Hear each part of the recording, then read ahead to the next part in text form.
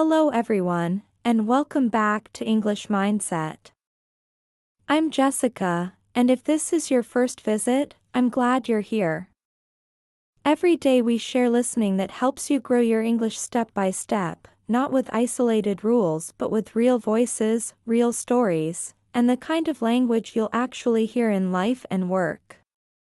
Today we're practicing at an advanced level, so as you listen, pay attention to how ideas link together, how speakers shift between examples and reflections, and how intonation highlights meaning. I'll guide you through a series of scenes woven into one seamless narrative so you can follow the flow, anticipate the next idea, and hear how natural English sounds when people think aloud and negotiate meaning together. A few weeks ago my friend Daniel invited me to see the apartment he and his wife, Sophie, had just finished renovating.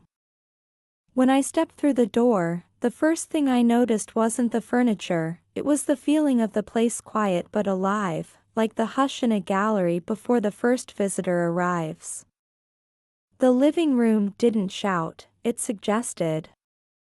A textured rug anchored the space, tall bookshelves framed a soft gray sofa, and a narrow console table displayed a row of small, handmade bowls that weren't perfectly round and therefore felt perfectly human. Daniel laughed when he saw me studying them. "We promised each other we wouldn't buy anything unless it had a story," he said, half confessing, half celebrating. "Those bowls were thrown by a potter who works out of a garage 2 streets away. She said the clay fights back on humid days, so every bowl is a negotiation." Sophie joined us with tea, the steam curling like a signature, and added, "The negotiations don't end with clay. Try choosing a wall color when you love 5 options and each one looks different at noon, at sunset, and at night. We painted this wall 3 times before it felt right." It's not indecision, it's iteration. That word, iteration, landed in the room like a tool being placed on a workbench. I could hear in her voice both relief and pride, the relief of decisions finally made, and the pride of having made them with care. For a moment we were quiet, listening to the faint murmur from the street below, and I thought about how often native speakers wrap emotion in understatement. They don't need to say, "I'm exhausted," to communicate effort. They show it with a detail, a pause, and almost laugh at their own stubbornness.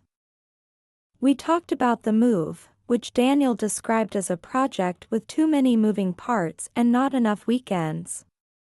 "Do you know how many micro-choices live inside a single, 'let's put the sofa here'?" he asked, not expecting an answer. "You rotate the sofa, then the rug looks wrong, then the lamp isn't tall enough, then the artwork needs to shift, and suddenly you're rethinking the entire room. At some point you have to declare a stop, not because it's perfect, but because it's coherent." His sentence carried the structure of an argument: small example, cascading consequences, summary principle. That kind of reasoning is common in advanced English. You don't simply list facts, you reveal how they relate and why the relation matters. After tea we walked to a small co-working space where Daniel occasionally works when he needs a change of scene. On the way, he pointed out a corner bakery famous for its rye loaves, a plant shop that also serves espresso, and a tiny repair stall where an elderly man fixes watches and replaces the straps so carefully you feel he's restoring time itself. "Cities are classrooms if you pay attention," Sophie said. "Sometimes I walk with no destination, just to observe how people move around problems, the detour around roadworks, the unspoken choreography at a 4-way crossing, the way friends slow their pace without agreeing to do so." She wasn't being poetic for its own sake, she was showing how observation converts into language. Words like choreography and detour emerged naturally from the context, and you could hear how they targeted ideas precisely without sounding academic.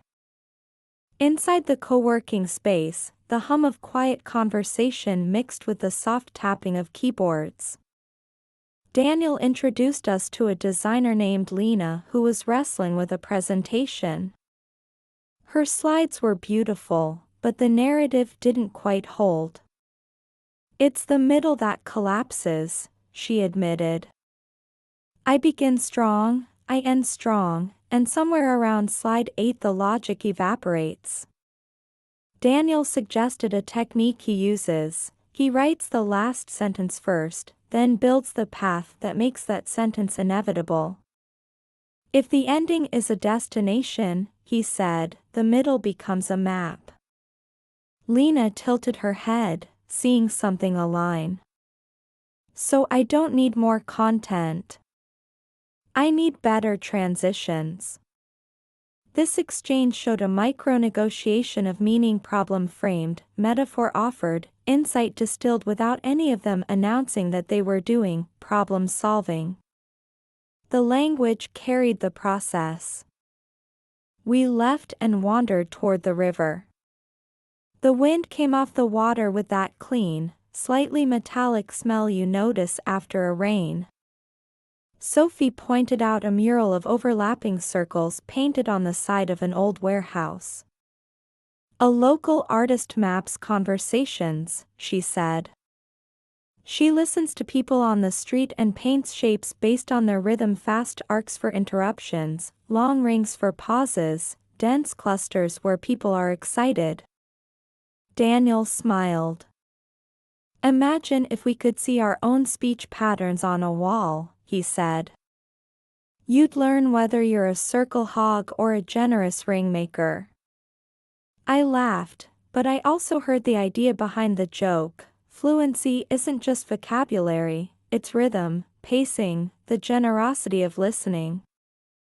At the weekend market, the air was busy with vendors calling out specials, knives ringing against wooden boards, and that dynamic chorus of languages you only hear in cities where people have arrived from many directions.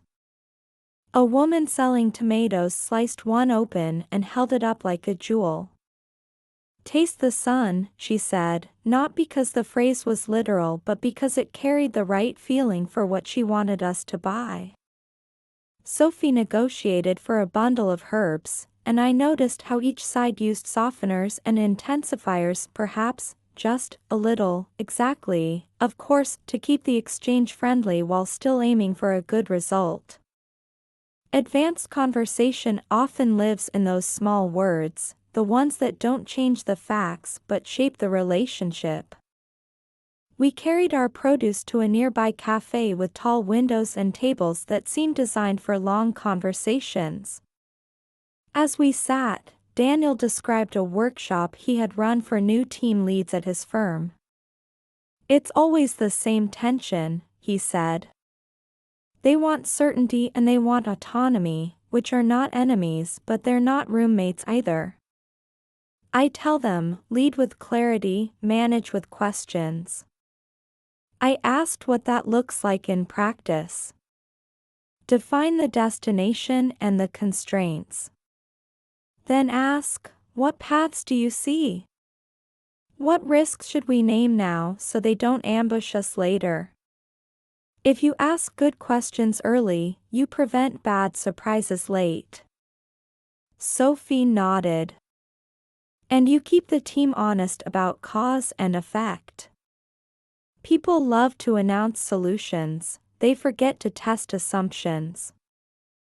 Later that afternoon we stopped at a small independent museum housed in a brick building that once stored grain. The current exhibition explored the architecture of public spaces. One model showed a plaza that looked ordinary until you noticed how the benches were placed not in rows, but in quiet triangles that invited small clusters of conversation. "Good design engineers serendipity," Sophie said softly, more to herself than to us. "You can't force conviviality, but you can make it easier."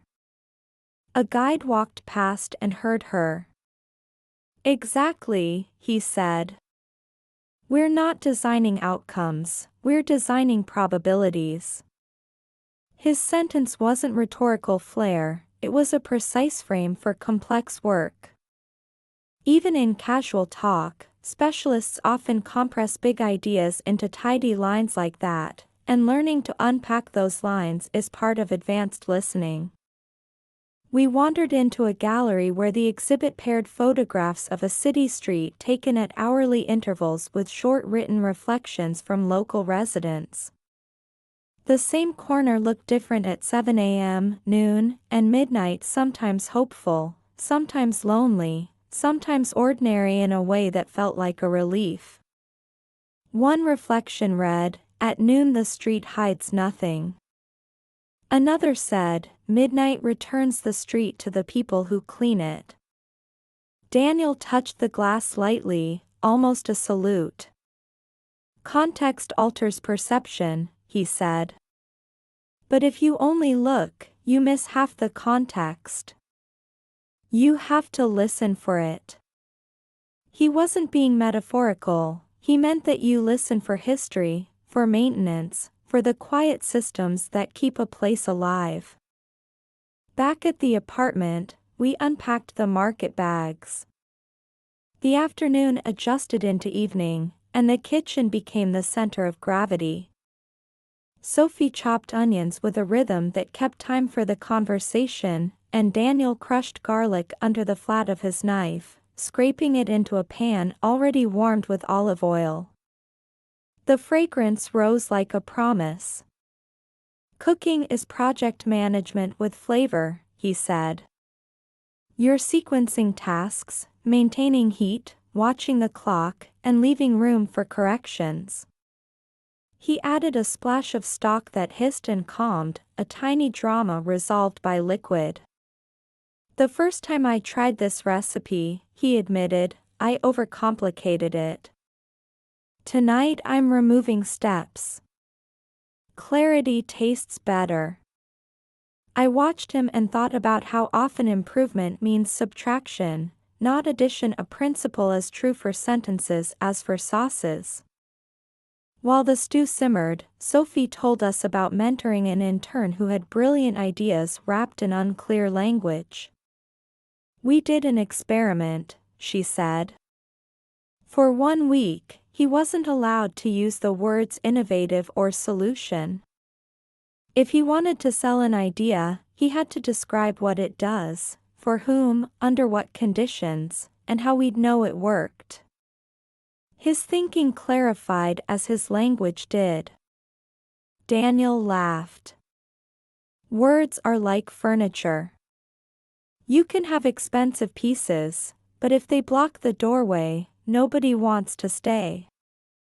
I asked Sophie whether the intern resented the constraint. "Not after he saw results," she said. "Limitation can be generous. It forces precision."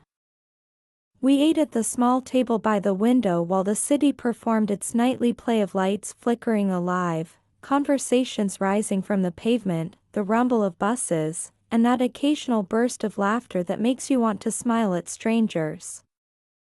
Daniel told us about a recent mistake. He had approved a timeline without paying attention to a dependency hidden 3 layers deep in a spreadsheet. "It was a classic oversight," he said, "and it could have been worse. We caught it with a pre-mortem." I asked him to define the term.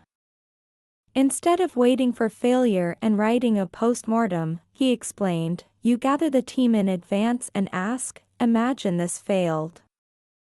What happened? Then you design guardrails." It's not pessimism, it's rehearsal.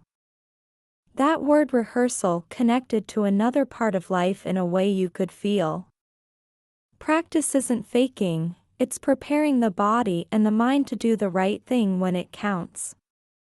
After dinner we carried mugs of tea to the balcony where the air had cooled just enough to feel like a new chapter. Sophie mentioned a lecture she'd attended on the psychology of attention. The researcher argued that focus isn't a switch, it's a garden, she said. You cultivate it with routines, you protect it from pests, and you accept that seasons exist. Some days will never be harvest days. Accepting that improves the next day. Daniel added, I've been trying a ritual at work. Before I answer email, I write one paragraph about the most important problem I'm trying to solve and why it matters. It's like aligning the compass before starting the hike. He laughed at himself. If I skip it, the day diffuses. If I do it, even interruptions feel like short detours, not derailments. The verbs he chose, diffuses, aligns, derailments, were precise without sounding forced, and they carried a sense of movement that made the abstraction concrete. Later, we tidied the kitchen while a playlist of soft piano pieces traced the edges of the room. The conversation turned to travel, places they'd been, places they hoped to go, and the difference between a plan and an itinerary. An itinerary tells you where to be, Daniel said. A plan tells you why you're going. Sophie smiled. And the why keeps you curious when the train is late. I asked for their favorite travel memory. A small festival in a coastal town, Sophie said without hesitation. We arrived by accident, followed the music, and ended up at a pier where everyone was dancing. An elderly woman took my hands and led me through a simple pattern I couldn't have learned from a video. She taught me with pressure and laughter. The way she told it carried the lesson already. Some knowledge travels outside language, but language lets you carry the memory forward. Another evening scene came to mind, so I offered it to the conversation the way you place one more log on a steady fire. A few days earlier I had sat on a train crossing farmland under an enormous sky that seemed to edit the world down to essentials: horizon, field, cloud, track. In the quiet I heard a small exchange across the aisle, a parent explaining to a child why the fields were dotted with ponds. They're not natural, the parent said gently. They're there because people decided to manage the water differently. A simple sentence, but tucked inside it was a whole course in agency, design, and consequence. I thought about how often advanced listening is recognizing that a plain sentence carries sophisticated ideas, and that part of fluency is being able to pull those ideas gently to the surface. When we returned inside, Daniel opened a drawer and pulled out a notebook, thick with pages and thinned by use. I've kept this for years, he said. Not a diary, not exactly. It's a ledger of cause and effect. When something works, I write down what I think made it work. When something fails, I note the contributing factors and what I'll try next time. He flipped to a page and read, Success, stakeholder map drawn before kickoff. Why? Surfaced hidden interests. Next, make map visual, not just a list. Sophie reached for the book with the affection you'd have for a tool that has saved you more than once. It's not glamorous, she said, but neither is flossing. Both prevent problems you don't want to have. Her humor carried a serious point. In advanced communication, you can lighten the tone without flattening the meaning. We sat for a while without speaking, not because the conversation had run out but because silence is a legitimate part of it. When the quiet felt settled, Sophie said, Sometimes I measure a day not by what I finished, but by what I started correctly. She explained that on overwhelming days she chooses one task and begins it with deliberate attention: clean desk, single tab, phone turned face down. I don't always finish more, she admitted, but I finish better. Daniel added, I've been thinking about the difference between speed and momentum. Speed can exhaust you, momentum carries you. Together, those sentences opened a space for reflection without closing it with advice. They made space for you to think, which is one of the gifts good conversation gives. As the night drew in, we returned to the first subject of the day, home. I asked what the apartment had taught them. Daniel considered. Constraint can sharpen taste, he said. We would never have chosen this layout on paper, but the shape of the rooms forced choices that revealed what we care about. We chose natural light over storage, a big table over a bigger sofa, and bookshelves over a television. Sophie nodded. And we tested assumptions. We thought we needed a desk each, but we learned we needed one good shared work surface and a rule: whoever arrives first chooses the playlist, whoever arrives second brings the fruit. There it was again, that blend of practicality and play, the tiny rules that keep larger agreements alive. Before I left, we stood at the door the way people do when they're ready to say goodbye, but not quite ready to leave the conversation. Daniel said, when we moved in, I wanted every decision to be final. Now I want every decision to be revisable. The apartment is not a finished project, it's a living prototype. Sophie smiled. We're not decorating an object, she added. We're learning a rhythm. I stepped into the hallway and understood why the apartment felt alive. It wasn't arranged to impress a visitor, but to support the people who lived there, a place shaped by observations, small corrections, and the willingness to start again tomorrow. Walking home, I replayed the day as if it were a single, continuous lesson.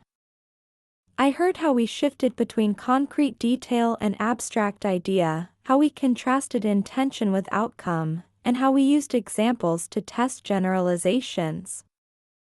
I noticed how certain words did a lot of work: iteration, constraint, momentum, probability, and how they were introduced not as jargon, but as tools with handles you could actually hold. I realized that what made the listening advanced wasn't the complexity of the vocabulary but the complexity of the relationships, between choice and consequence, between plan and improvisation, between explanation and the admissions that make explanations honest. If you're still with me now, and I hope you are, let this be your practice for the week. Listen for structure as much as for meaning. When a speaker tells a story, ask yourself, even silently, what does this example prove? What assumption is being tested? What contrast is being set up? What prediction is being made, even if the word prediction never appears? Try paraphrasing a sentence in two ways, once with simpler words and once with more precise ones, and notice how the emphasis shifts. When you hear a metaphor: garden for focus, map for middle, prototype for home, follow it for a moment to see what it clarifies and where it fails, because every metaphor is a tool with a safe range and a danger zone. And when you speak, experiment with your own transitions. Instead of stacking points like boxes, connect them like rooms with open doors, because, however, even though, therefore, meanwhile, in other words. Notice how your voice already knows how to guide a listener. We lean on key syllables, we slow down for the hinge of a thought, we let silence do some of the lifting. If a word doesn't serve, set it down without apology. Clarity isn't plainness, it's hospitality for meaning. By the time I reached my apartment, the night had thinned to that blue-black that belongs only to cities after a long day, and I felt as if the conversations had woven themselves into a single thread I could hold in my hand. Today you heard people solving small problems, adjusting plans, teasing each other into better thinking, and turning ordinary scenes into lessons you can use. That's the heart of advanced listening, not decoding fancy words, but recognizing patterns of thought and following them through kitchens and markets and galleries and quiet balconies until you can predict the next turn and, when it arrives, feel the small joy of recognition. If you keep listening this way, you won't just accumulate vocabulary, you'll accumulate judgment, which is the real language of adult life. And if you keep speaking this way carefully, generously, revisably, you'll find that conversations don't just transfer information. They build rooms you can live in together.